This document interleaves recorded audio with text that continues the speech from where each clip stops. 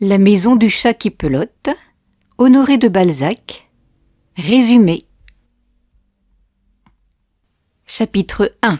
Il était une fois dans une vieille rue de Paris, une petite boutique sur l'enseigne de laquelle on voyait un joli chat qui jouait avec une pelote de laine.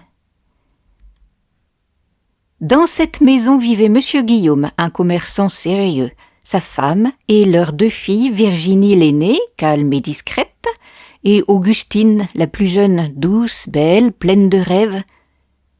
Leur vie était tranquille, réglée comme une horloge. On vendait du tissu, on vivait au-dessus de la boutique et tout le monde travaillait dur.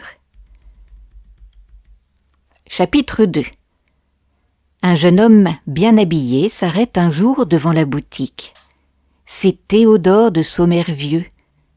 Il n'est pas commerçant, lui, c'est un artiste peintre, libre comme l'air, qui aime les belles choses. Et ce jour-là, ce qu'il trouve le plus beau, c'est le visage d'Augustine qu'il aperçoit derrière la vitre. Il reste là tous les jours à regarder, sans oser parler. En fait, il est tombé amoureux d'elle sans même la connaître.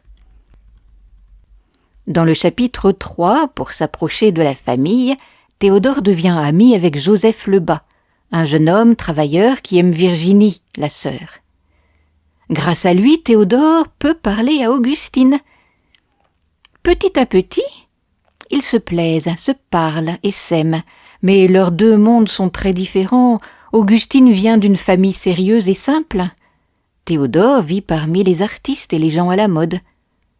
Pourtant l'amour est fort, alors même si le papa fait un peu la tête, on les laisse se marier. Augustine croit qu'elle va vivre un conte de fées. Dans le chapitre 4, on comprend que la vie des artistes n'est pas comme chez les marchands. Augustine découvre un monde plein de fêtes, de jolies dames, de conversations brillantes. Elle se sent un peu perdue, timide. Théodore, lui, commence à s'ennuyer. Sa femme n'est pas comme les femmes de son monde. Elle est trop simple, trop silencieuse. Il ne la comprend plus. Augustine, qui pensait vivre un rêve, commence à se sentir seule et triste. Chapitre 5.